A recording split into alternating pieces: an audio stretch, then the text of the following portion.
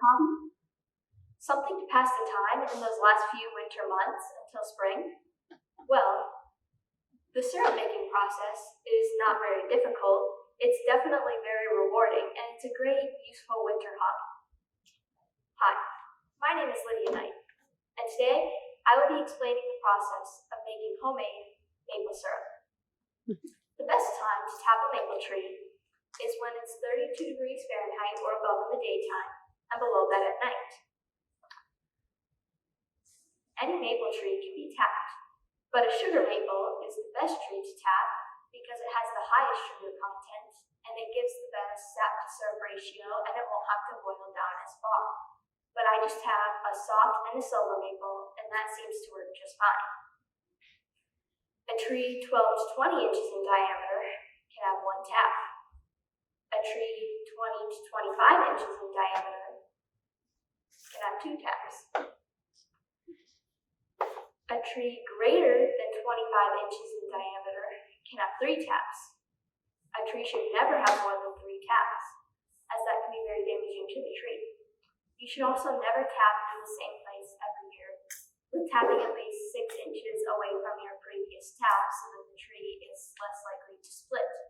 The best place to tap is above a root or under a branch, and the best place is both. To tap a maple tree, first wash your supplies. According to the University of Maine, the best way to tap a tree is to drill a 2-inch deep hole using a 5/16 drill bit, and be sure to drill at an upward angle so your sap flows correctly. I like to measure 2 inches into my drill bit and then tape off the area so I don't drill too shallow or too deep. Gently tap in the tap and then hook up the bucket and wait for the sap to flow. This is what the tap looks like, and I always attach the tube before I tap it in, as that can be extremely hard to do after you tap on the tap.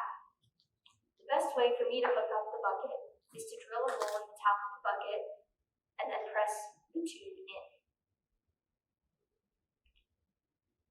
Check your taps about every day, as one bucket of sap can just fill in one day, depending on how fast the sap is flowing.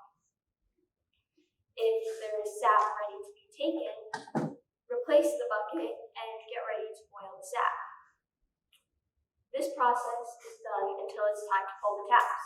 Be ready to bring in a lot of sap, as 40 gallons of sap makes only 1 gallon of syrup because you have to boil it down so far. To boil the sap, I first use a cloth to filter the sap to get all the mud, dirt, and grass out.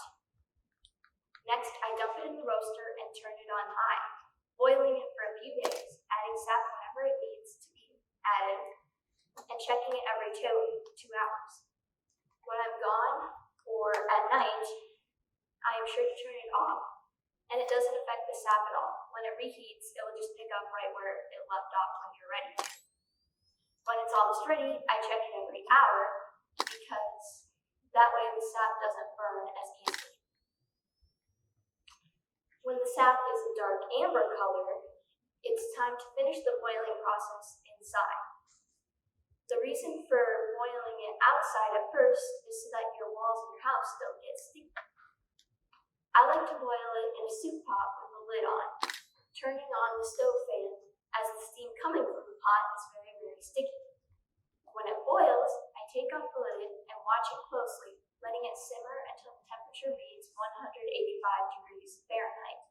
It's important to watch your sap very closely at this point in the game, because if it goes just a little bit too far, it can burn.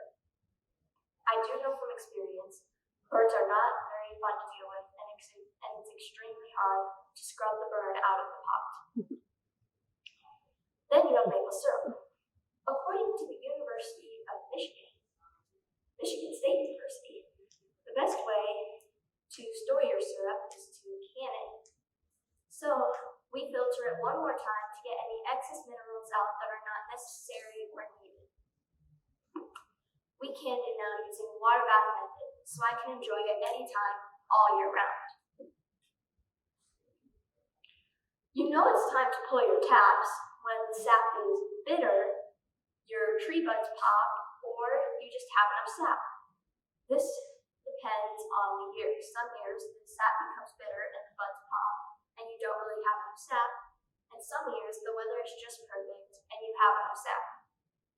I just use the pliers to twist out the tap, not worrying too much about the tree, as the tree will heal itself in time for the next year.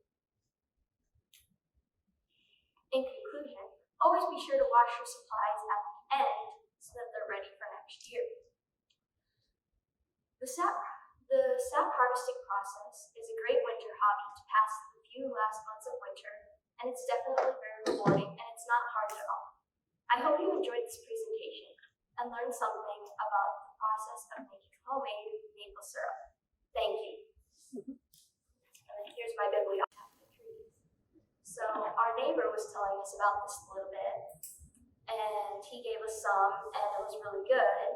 And then we did some research and found out we have some maple trees in our yard, and decided to tap them.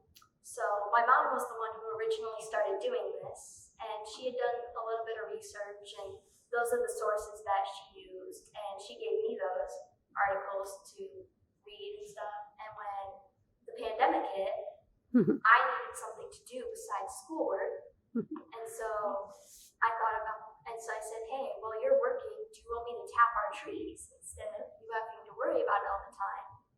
So I read the sources, got my stuff ready, and then she taught me how to like drill in and tap the trees. And then while she was at work and stuff, after school, I would deal with all the tapping and then work together to can it. That's what got me into it. Any other questions? How long have you been doing this? This was my first year doing it on my own. Okay. I've helped here and there the past couple of years, but like this was my first time doing it alone. Are you going to do it again? Probably. Like that was a fun time and I really enjoyed it. Can you tell a big difference in the taste between your home can and some of that you buy at the store? Yes, definitely. So obviously this stuff is a little bit more runny, but it's a lot more rich and sweet than that stuff at the store, and because it doesn't have as many preservatives and stuff. So I noticed I don't really like to put a lot on, but just a little bit, so that it doesn't get too sweet. I think you learned a wonderful new skill. How Thank fun. you. Thank you. You said you had 2 maple trees in your. Do you just tap the one, or do you do both of them? I tap both. Okay. And then we have one that can have 3 taps. It's greater than 25 inches in diameter. And then we have another that can have 2 taps. But we usually only do 2 taps per tree, just so we don't have to worry about moving the taps around as much. Okay. Awesome. Anything else?